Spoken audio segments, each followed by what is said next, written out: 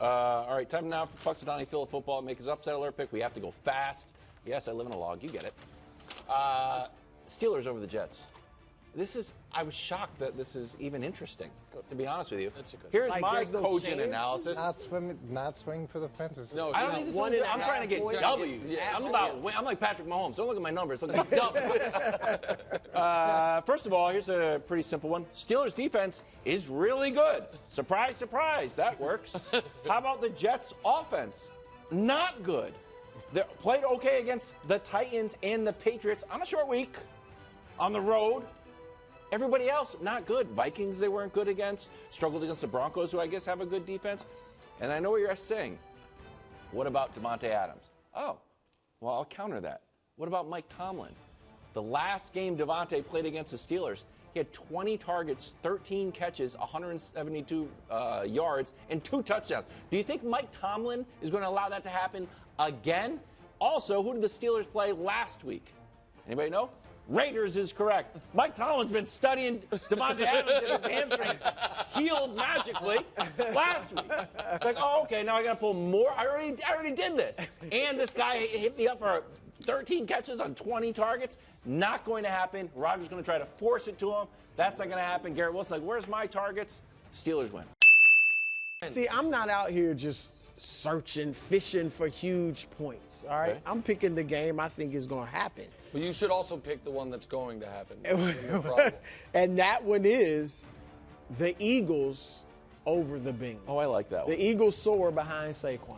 Easy. Nick, dare I say, because I heard Saquon Barkley on a podcast recently talking about how much he and the players like Nick Sirianni. He said going in, he really didn't think you'd be feeling Sirianni and his antics. But he said you got to be who you are, and the players feed off that. So vibes are increasing and improving in Philadelphia. Now, if they lose, maybe they'll go away. But they are flying high after beating the Giants handily. I think they figured out a little more about the identity. Give it to Saquon, let him run. You cook occasionally with A.J. Brown. And the defense, Nick, look, I'm not saying they're world beaters defensively, but they have improved drastically. Now, I wouldn't call them top 5 or anything like that, but they have improved. They're 6th in the league in scoring defense, top 10 in some passing categories defensively. So I think that combination, because they're facing a one-sided team, which is the Bengals, who have a great offense and a poor defense. So I've got Philadelphia going into Cincinnati and pulling off. I like that a lot. May I ask one clarifying question? Yep. Are you still on Funk Watch? Is the Funk over? No, the Funk's over. The Funk's definitively over. I declared the Funk over. Now, the Funk's always lurking. Okay. The Funk's. Y'all don't like the facts. The Funk is always lurking, but it's over right now. It's over right now.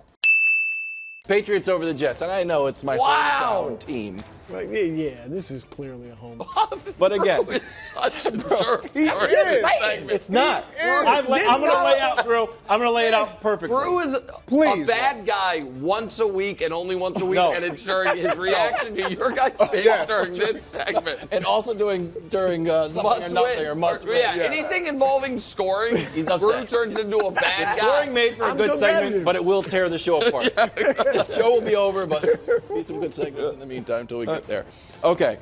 Again, I said earlier, me and Gerard Mayo are the only people that have called this correct. Last night on Thursday Night Football, Richard Sherman was upset, and Whitworth was upset. It's like, guys, they're like, I wouldn't like that if I was a player. Those are fighting words. Like, that's the point. That was the strategy. He wasn't asked, are you soft? And he volunteered and called the Patriots, his own team, soft. And he did say he was coaching that way, so he did take personal responsibility.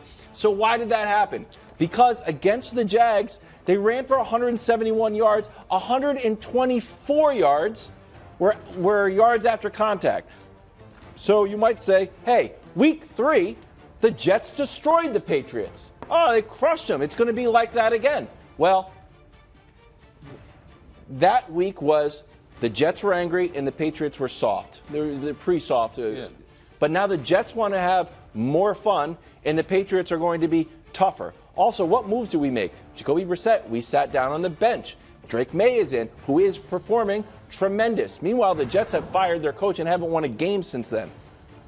So I think if you're the Patriots coach, we're obviously not going to run the same game plan that we just had against the Jets. But if you're Ulbrich, what are you going to do? Hey, we just beat this team 24-3. Do you want to blow up the playbook? Like, no, you're going to run the same stuff. Correct, Greg? It did. They couldn't stop us. It worked. It worked. We're going to do something brand new because we only scored 3 points. Straight down. You need one, Wiles. Division games are really tough, even if you're better than that team. Wow.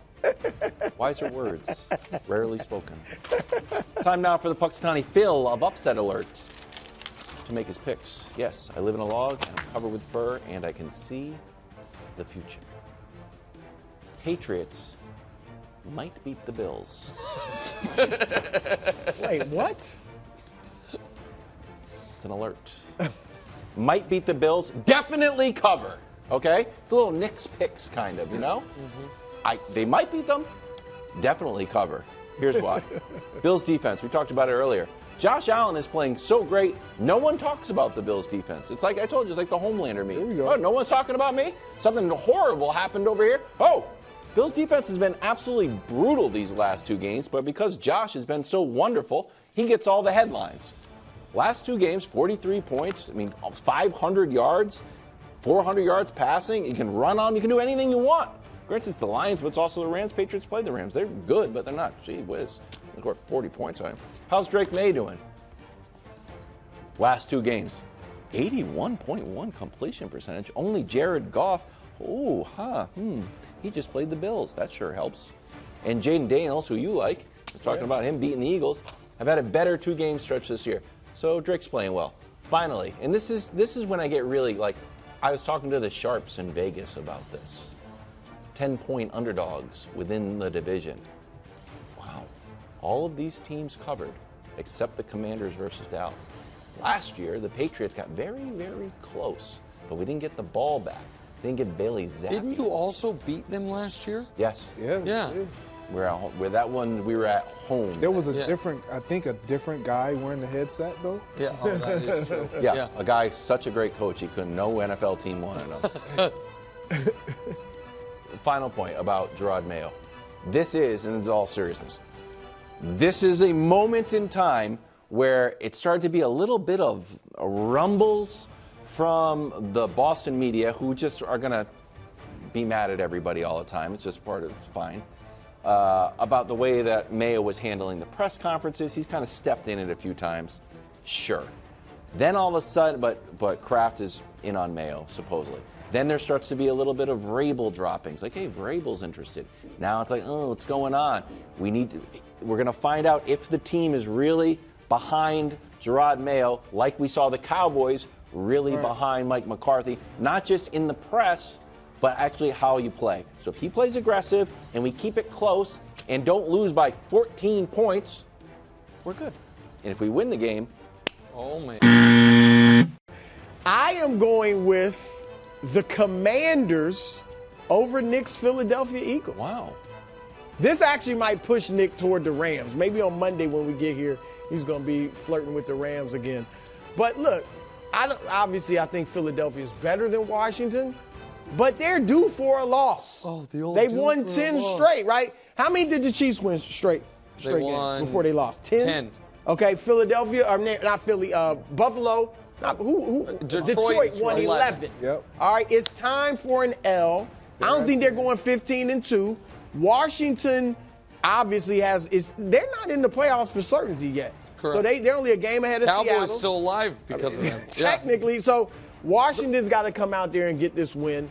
And look, quarterback-wise, Jaden Daniels, Nick, we had that little mid-season swoon. This is for the season. I mean, he's putting up better numbers than Jalen Hurts. He's just had a better season, period. But lately, after, he had the rib injury, as you pointed out several times, and maybe that slowed him down a bit. The last 2 games, 5 touchdown passes, 1 running, and only 1 interception, about a 116 passer rating. So he's back to what he was early in the season.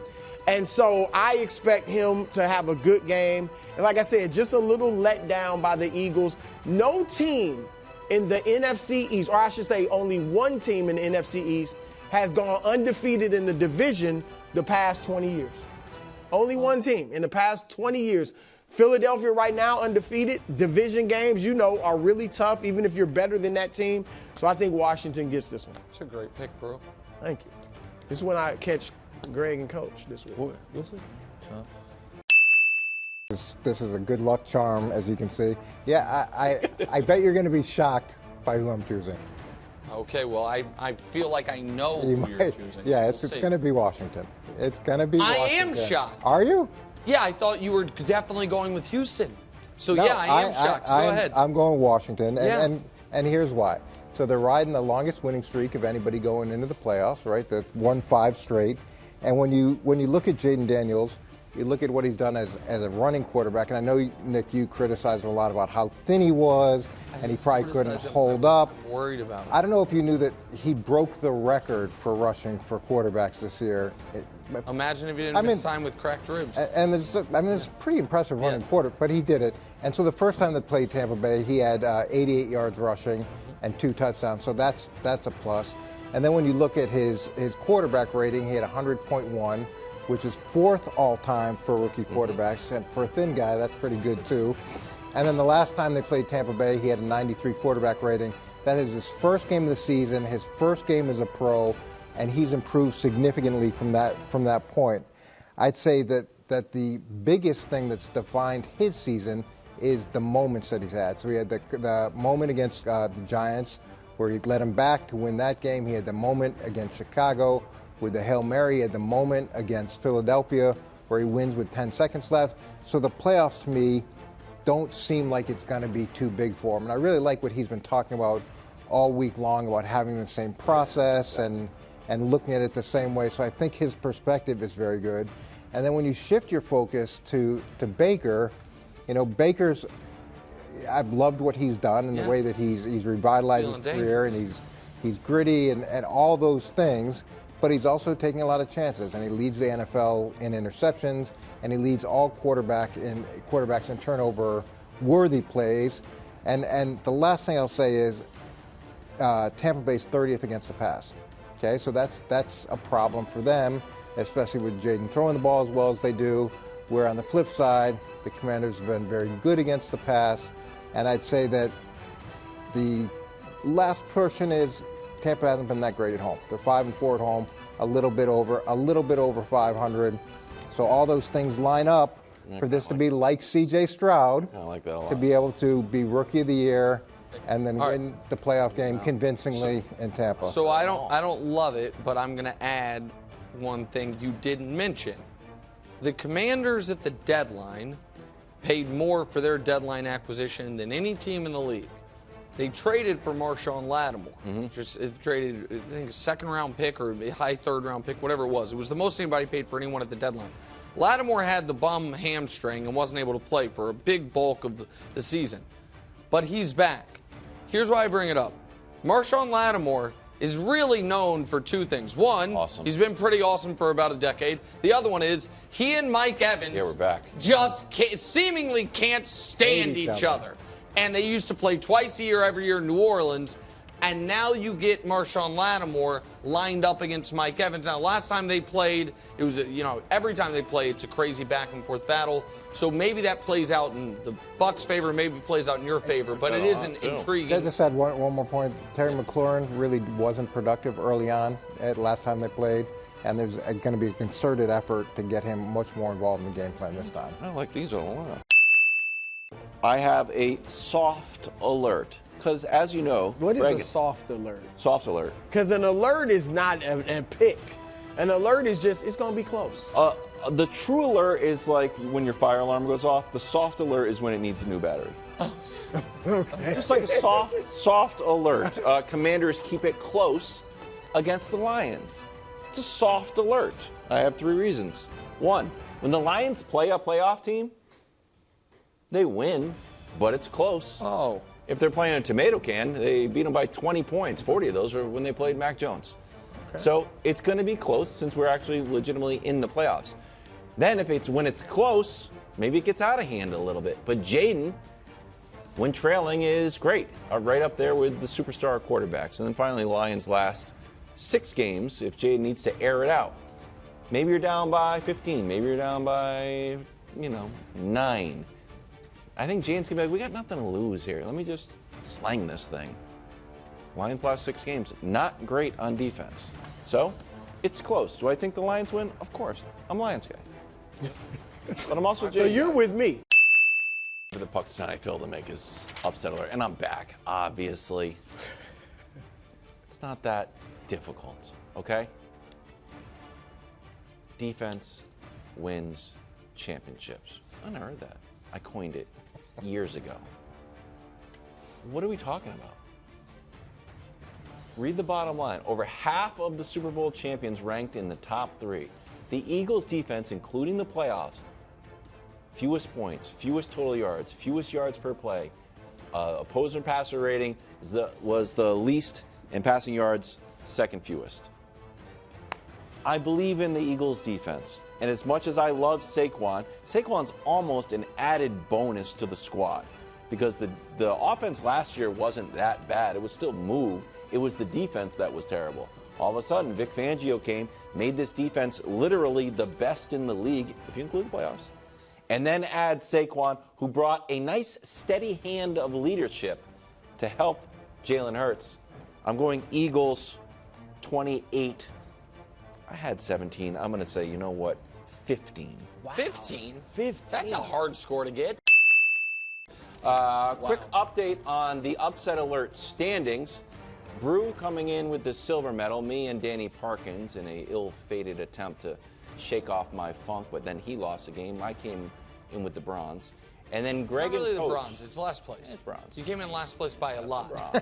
By a lot. While Coach and Greg take home the victory, and you might be saying, what do I get other than bragging rights? Well, it's a good question. Ramsey and I went out and got you. We were like, oh, should we get him a trophy? Like, trophies are kind of played. For winning our first scored upset alert. Wow. We got this for you, but it is like a heavyweight championship belt. You don't get to keep it home. You can lose it pretty much next week, probably. No, you can't lose it during the. Well, at the end of the. This is like the MVP. It's a regular season. Yeah, it's a regular thing, right? season. We're going to have a new competition with a new award for the playoffs. Congratulations. Wow. This is Punxsutawney Phil. This is going right next to my Super Bowl ring. No, you can't. Look at that. Like to thank the Carolina Panthers for all that you did for Greg and I this year. That's great. The Arizona Coach. Cardinals, you were outstanding. Thank you. Part of the responsibility now, you have to lead off the segment alongside Punxsutawney Phil football. Thanks for watching. Subscribe here to get more from the show and to check out clips from other shows on FS1.